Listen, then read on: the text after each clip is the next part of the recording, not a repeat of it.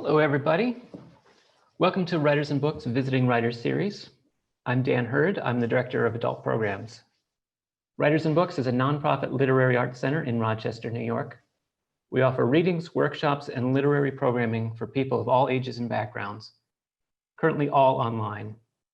For more information on upcoming programs, visit our website at wab.org.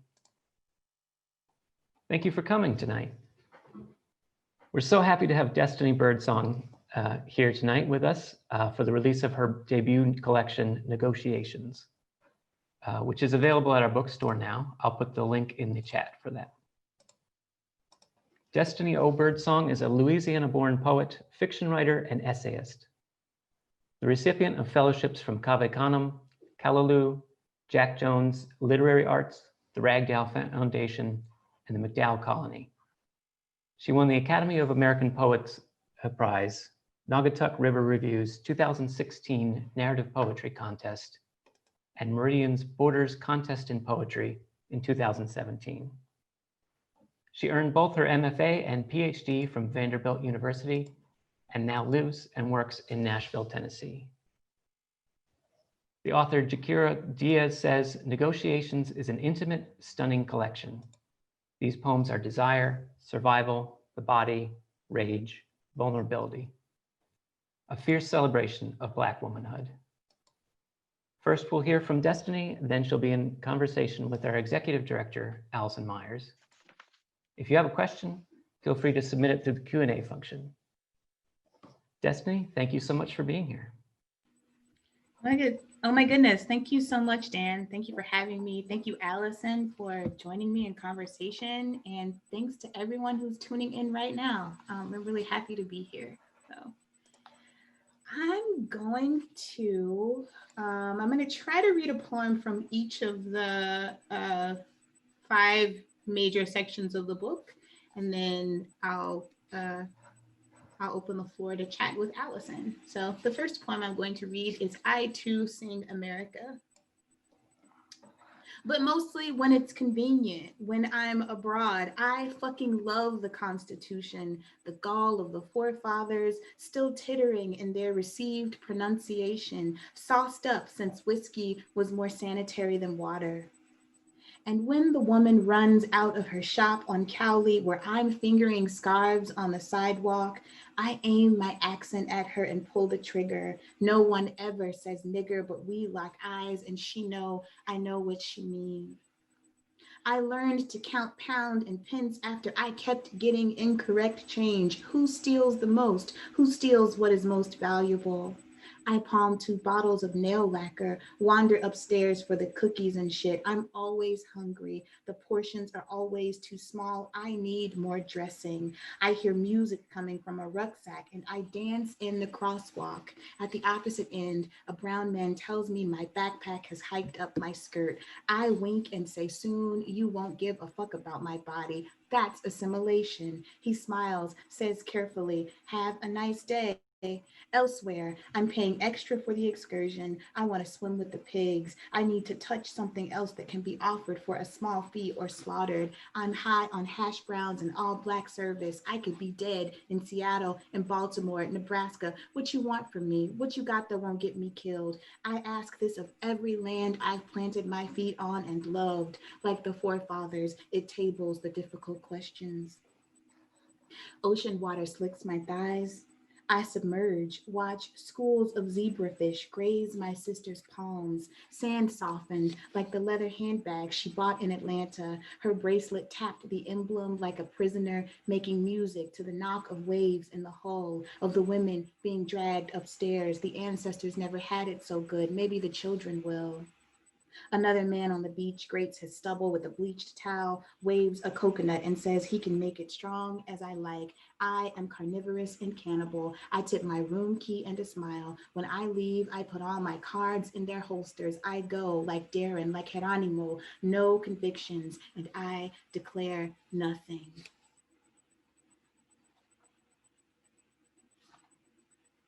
Harambe for president, 2016 write-in ballot. Coco, whose name meant firecracker child and whom her handler, Penny, called self-absorbed, would position a toy gorilla's hands with her teeth to sign drink. We are most ourselves in the water, says my swim coach. We only struggle to breathe. When we remember, it can drown us. But if we can forget, we can move forward. A man I'd like to love tells me this about our country when the election results come in and all of our imaginary children disappear. My fingers are smaller than Coco's, but still I'm bad at touch screens. I don't want to do it wrong. And call me judgmental for hating every hand who wrote in the name of a beast. To them, I am living, but my survival isn't worth nearly as much effort. Yet we all take the sticker. We all brag of our civic duty, gliding home on a wave of solidarity that feels like kinship, which is what one Twitter troll quipped about the little Black boy who fell into Harambe's confused hands. Just going to see his cousins anyway. What's the fuss? We're dragging each other through the moat, the space separating human from feral. Coco never had babies because she never had a coven, no sister mothers to help her groom or forage for food, save Penny, who taught her her first betrayals, the signs for eat and browse, which is the lettuce she was chewing on when she picked out a mate she would never feel comfortable enough to let touch her, not tenderly, not savagely, not the way the great apes mate, which I do not know because contrary to popular opinion, I am not one. There are many women whose cheeks and hands they press into mine. Sometimes they restart my breathing with their sounds. I may love Black women most because in our captivity, we hold each other. Coco liked to chew on the fists of her plastic babies, then lift one to her breast to suck. Had she been anywhere else, perhaps eating wild celery in Angola, she would have been dead years before. To be confined on one continent is to be hunted on another. This is why Facebook tells me I can't leave. Think of the amniotic coffin of the Aegean. Think of sterilized Ethiopians in Israel. Quiet as it's kept, had Coco not almost died and been rescued from a zoo overstocked with silverbacks and their harvested semen, she might have been Harambe's grieving mother. But chance and the votes of white women rule us all. This is, of course, America, its reddest records written in the name of their preservation. Coco's favorite signs were Coco Love and Coco Good. Even her toys could make the plea for water perfectly. She knew who didn't have the luxury of making mistakes.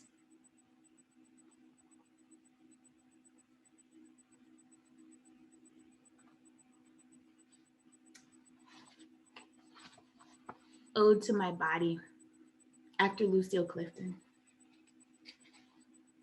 You were born in the year of the rooster and the dismembered grandmother. Your mama's first Christmas alone, trying to guess how much sugar to put in the pies and how much can kill. You were bundled into the house with the two uncles sharing one of the bedrooms and 0 baths, a summer cabin in another life. I have treated you like anything I never earned. Every light blazing, fridge wide open, cooling the whole neighborhood, doors unlocked. I don't know how you survived the years without sunscreen or health insurance. Crabs from the first time I dropped nameless as apple seeds into the toilet. The Everclear, the laxatives, the Black and Milds.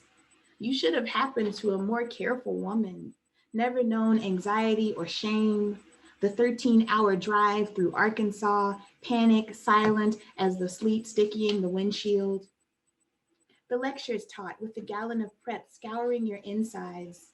The distance to the bathroom tucked behind one ear. My pride intent on beating your best time. If you could speak in languages other than mucus and loose stools, I would apologize for this and some other things, just to hear you answer in a voice not unlike my own. Remind us what we are to each other. Echo, Narcissus, both drunk on their own guile, both murderous in their insistence of love. You should know I never looked at you and blamed your mother. Though it is true I have wished you smaller with more symmetry, like the stone of a fruit nestled in the slick flesh of the world. In so many ways, I have tried to discard you, or I have cut you in two with water fasts, nicotine, stretched you to feed the men what they wanted, the women what they could love, and when you failed, and I have called you failure, whom could I blame? What wonder is it that your newest threat is your own patrol of cells, a house as divided as the country intent on stealing your coverage? It's all right that this is the most epic thing about you. And all right that, like your ancestors, you might leave with fewer parts than those with which you came. I would promise you good years between now and then. But who would I be fooling? Even now, I'm slipping you milk and slabs of bread smeared with butter. Like all your lovers, I know how much you can take, and I have come to love not you, but your refusal to be consumed. I push you up pill bottles and downstairs, and every morning you wrap a thin new layer of membrane around the sack that holds my heart. You dispatch a brigade of cells with their sealed warrants to a host of organs I hope I never see. And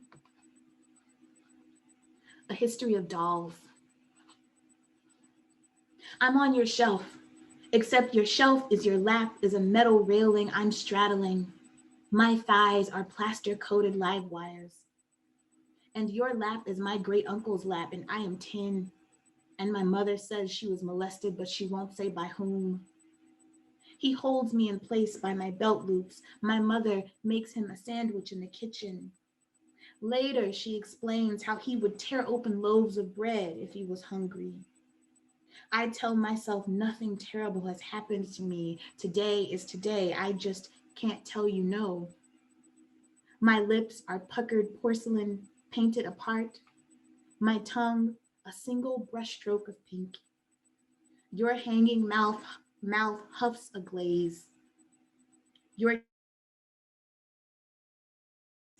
gilded in sunlight's kiln. A final firing through an open window.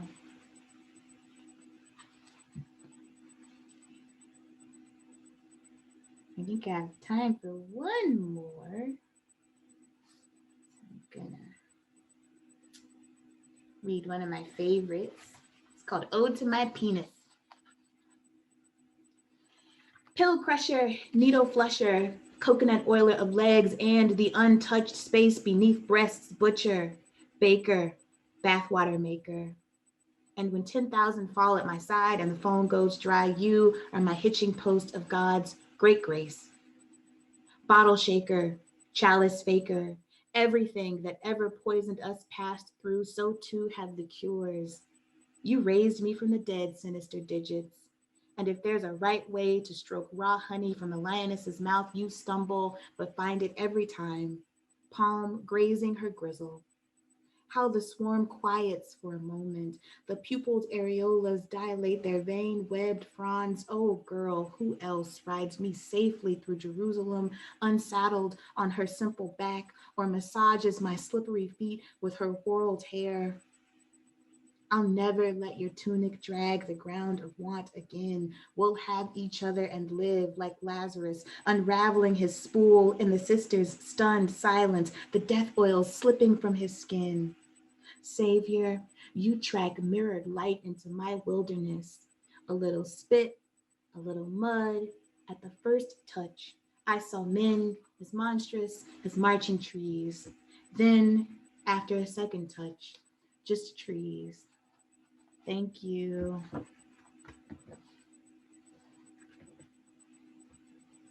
Oh my goodness, Destiny, you read so wonderfully.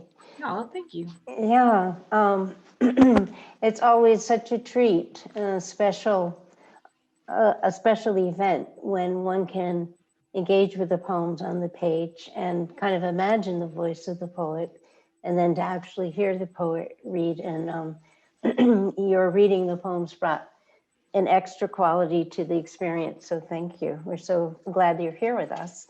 Thank you. Happy to be here. I have a number of questions, and We may or may not get through them, but I'll keep my eye on the chat. I do want to encourage everyone who's with us tonight to please don't hold back, ask your questions, make your comments. We want this to be a full circle conversation if possible. So one of the things that I noticed right away was your very interesting choice of epigraphs at the beginning.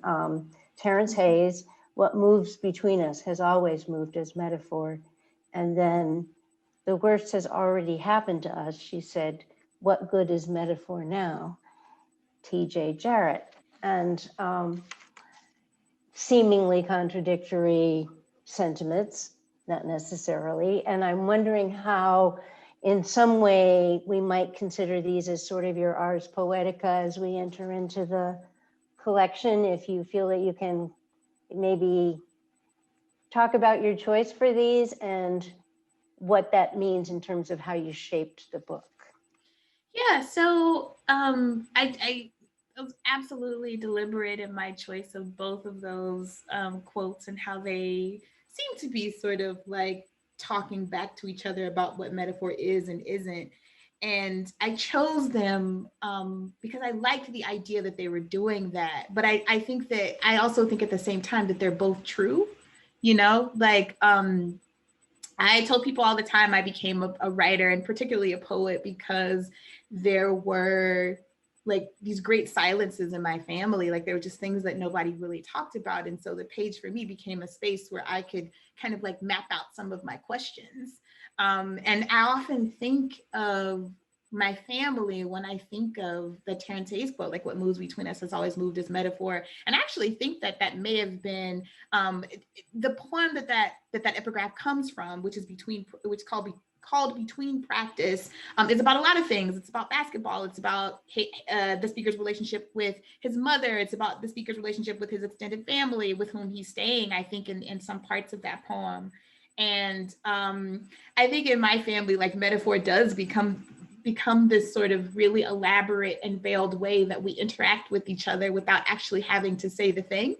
And I think that certainly contributed to my life as a poet. You know, I think that some of those poems like do some interesting things with metaphor, but I also write about sexual violence and I write about trauma. And I think that the second epigraph is really effective. It resonated with me as I was putting this book together, because sometimes the thing happens that's so terrible that, you know, you do ask yourself, like, what good is this elaborate language? What good is this veiling? What good is this sort of linguistic complication that happens with when one builds a metaphor?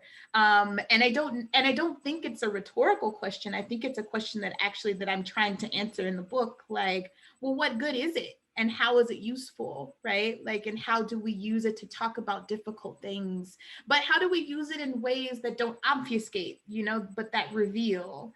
And I think that that's a thing that I was often thinking about, particularly when I was writing the poems for that section, poems about sexual violence. You know, I had a friend once who said to me, you know, don't write academic shit about rape.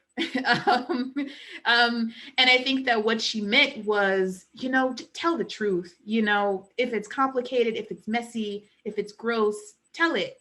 You know, like, you don't have to dress these things up and you don't have to obscure anything. But I still think that the conversation can be beautifully rendered. I wouldn't have written about it in poetry if I didn't think that was possible. And so I think for me, that's where that second epigraph comes in. You know, it's me trying to answer that question, which I think it has multiple answers, but yeah. Well, I always love it when a poet sets herself up with a challenge at the beginning of the manuscript, so that as a reader, we're also interrogating that and thinking deeply as we're responding to the poems. And I sort of suspected maybe that was what was underneath, but it's wonderful to hear you make your observations and articulate that. It's something I really want to keep in mind. You also really sent me to the dictionary a few times, Destiny, which was great. I love it when I encounter new vocabulary. And the poems, and in very interesting ways. It seemed very organic to the lines like phreatic and scutum, I guess it's pronounced, or scutum, I'm not sure, SCUTUM. So that was always interesting. I just thought I'd mention that. I was also interested in not just the forms that you invented or tweaked, or received forms you might have played with, but also your invention of forms. And part of that was like the typography, your choices with typography, which I think these days is really important as we're looking at books as artifacts and these multidimensional objects, where we don't simply think that, you know, in an age when maybe there's a lot of electronic communication, the book as an object, and a three-dimensional object, carries an extra weight. And there was one, and I listened to you read this because it's in I Too Sing America, and you have the double slashes. And I thought, if I hear her read this, I'll understand these. And because I always wonder, what is the poet telling me about my breath, where I should stop, where's a full stop, what should I be noticing? And you do the same with Ode to My Penis. I think you use that same two you chose. And I'm just curious to know how, you know, your intention behind that, and how you would like your readers to experience those almost breaks and almost double breaks, but they're slanting us onward. I'm wondering what you would like us to do with those marks. Yeah, absolutely. So I will start this answer by saying that I think that poems, for me anyway, I think that poems should be read on the page and read aloud in different ways. So the ways that I read those poems are not the ways that I intend you to read them on the page. Right? Like, I think that there's a way that I want you to hear them when I'm speaking, and then I want you to experience them a different way as your eye is scanning the page. And for me, those virgules are designed to like slow you down, you know, like they're designed to slow you down as you're reading. For me, I mean, I think that, you know, poets use them in different ways, and, you know, much respect for that. But, and also what I want you to do is to, and the reason that I want those things to kind of like trip you up a little bit is because, particularly in those, well, I'll say it in I Too Sing America, right? Like, there's such a discomfort in the speakers, like traveling abroad and having these experiences with racism, but also thinking a lot about what kinds of vulnerabilities her body faces at home, right? And it's like, I want you to slow down enough to pay attention to those things, right? I think that there's a kind of music that happens when I'm reading them aloud that kind of carries you along.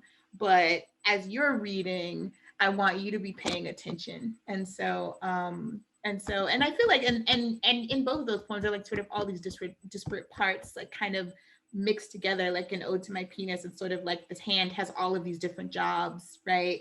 And these jobs can be menial, they can be self-destructive, but they can also be revelatory and holy. You know, all of the biblical allusions were very intentional. And I want you to sort of see that these are like all of these sort of little puzzle pieces that are coming together to say a thing. And so, yeah, that's what I intend to do with them on the page, but I do read them differently. Yeah, you know? well, it's interesting. I love it. You know, I love all these little innovations. They make us think, and that's what we're supposed to be doing. I was very interested in your cycle, My Rapist, and also not just in the cycle of poems, but the phrase "My Rapist" reappears in lines in different poems throughout the collection. Yeah. And tough choice to write in this way in the direct address. Yeah. The direct address is really, you know, creates this intimate space. And I wonder if you can just talk about the decision that went into developing that cycle and that motif through the collection, how you made the decision to frame the narrative as you did. Mm-hmm. Yeah, again, super deliberate. And, you know, the fun fact about that sequence is that it was not done when the book got picked up. So two of the poems were there. My rapist taught me the proper way to cook bacon, and my rapist explained even the water company gets a bill. Those poems were there. The other two came in after the book got picked up. And it was a good decision because, you know, for me, because those poems are autobiographical, like it took me years to understand that what had happened to me was rape. And so saying the thing in the poem was both for me, like it was healing for me, but also intentional in terms of the conversations that we have about sexual violence, right? That like, you know, that intimate partner violence is sometimes sort of like shuttled off in a way that is separate from the rapist hiding in the bushes with the knife or the gun and, you know, and the rope, you know. And I wanted it to be clear that like I am writing these really intimate poems about the dissolution of a relationship, but please don't forget this is a rapist, you know, like, and I want you to understand like how contradictory those two things are. And I wanted you to be constantly reminded of that, because it's easy to forget when you're talking about intimate relationships between two people. I wanted that dichotomy to exist between the title and the text. And I also just wanted to be able to say the thing, you know. The titles of those poems are heavily influenced by a poem written by one of my friends named Tafisha Edwards, and the poem is called Your Rapist is on Paid Administrative Leave. And the idea, like the text of that poem is like so many mundane things happening. He's talking about 401ks and like all of that. And I also wanted that, right? That like you're reading a poem about a rapist who's doing just very like regular things with his girlfriend, you know, who happens to be his victim. And I also wanted that too. I wanted that to happen on the page. So yeah, it was a very deliberate choice. Yeah, and it's brilliant, and it's just compelling and terrifying, and also healing, because we experience the power of the poet who decides to control the narrative. So there's so much that goes into it, and I really appreciated how you handled that. There's such a fraught and difficult subject matter, and you owned it. You know, you really made it yours in your voice, and it's quite extraordinary. I know we don't have much time left, and I did want to ask you to read one more poem before we leave, but I want everybody to take a gander at your poem, Found Art, and the way you structure the words on the page there so brilliantly, and there's a lot of humor in it as well. Humor in a way that is not the ha-ha kind of humor, but that humor of recognition. And you really have the turn of phrase that you use as you're quoting the finder of the art. It's really brilliantly done. I want to send everybody to read that. I did want to say one last thing about the cycle with my rapist in the title of the book, Negotiations, because and this ties back to the epigraph about what is metaphor and what is not, because there's this entire construct of struggling with the dominant racist culture in your country, out of your country, and that intimacy of being a citizen, and yes, also happen to be like a victim, a survivor, of someone who resists and triumphs. And so all of that complexity and that tension is mirrored in the smaller domestic relationship, I feel. And so the title of the book takes on such an enormous topic, and at the same time, it drills down to the daily. So it works on so many levels. I think it's so brilliantly sustained. And also just, we'll have to do another interview another time, because I have so many questions, but in a short space of time, I wonder if Destiny will leave us with one more of your brilliant poems. And again, thank you so much for spending time with us tonight. Oh my gosh, it's an honor and so lovely to see you again. It feels like a full circle moment. You were the ED when I like during my first year at Cave Canem. I remember you so well. Of course I do. You were a much fresher, newer poet on the scene already, obviously with a great deal to say, but it's just so thrilling to see the fruition of your work. You've obviously worked very hard, and this book is brilliant. So I'm just stunned by it, in awe of it. And I do want everybody to make sure you get your hands on a copy. If you borrow it from the library, great. If you want to own it, great, but do read it. Thank you. Thank you so much, Allison. That means so much to me. Goodness. You're trying to make me cry. I'm going to end. I like to end with joy. So I'm going to end with the last poem in the collection, and it's called "And Though the Odds Say Improbable." The black ladies in their printed dresses float into the deli, tipping across the coat of grease on the floor.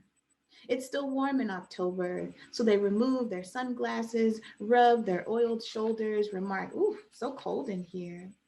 One watches purses while others shimmy to the salad bar. Some are nurses here for conferences, some on lunch breaks from government jobs downtown. Some are flakes, unemployed, divas, deans, retired, do hair, edges slick, wand curls crisp in the freoned air. They pinch the fainted lettuce onto plates. They scoop the pitted olives, cherries, dates into bowls. The cotton blended florals, plaids, prisms, paisleys, polkas flutter on calves until they reach their seats. They kiss mustard, avocado, banana pudding, or really just custard with mashed up banana from three-ringed fingers. One sways to the soft serve machine and lingers a little too long, but returns with a smile. A swirl cone done up soda counter style. Every one of them been through something: sit-ins, bombings, busing, the crack epidemic, Reaganomics, backdoor abortions, miscarriages, picket signs in front of the free clinic, and now the white girl with the blunt bob snatching plates too early. They tap her wrist, give each other the look, say, "It's all right, miss. Don't worry about us." My heart liked to stop when the black ladies nodded their heads and hoops, clip-ons, drop pearls, chandelier, gold nickel earrings twirled above beautiful elbows. Not a care in this old world. Republic been crumpled. Black Wall Street crashed about a century ago. They leave together. Their laughter is brash and openly secretive. You bet not ask. Perfume wafts. They wave, say, "All right, girl, I'll be seeing you." One coughs, and I pray it's just the cold air, the pollen, the pepper, a little piece of meat stuck in her throat. The black ladies better have a blessed day, month, year, life, and I mean it the opposite way they mean it whenever they have to say it to coworkers, husbands, customers, the demon board. Ooh, child, I meant deacon. As I leave, I touch the table where they sat. They ain't superhuman. They ain't always able to save the children, the men, the country, or even your silk presses, but whatever they touch, somebody's good God blesses. Thank you so much. Thank you, Destiny. Dan, are you going to carry us out, or shall we just say good night to everyone on our own? Yeah, thank you so much, Destiny. Thank you, Allison. Buy the book, check it out somewhere. Thank you so much. And our website is wab.org. So thank you all for attending. Have a good night.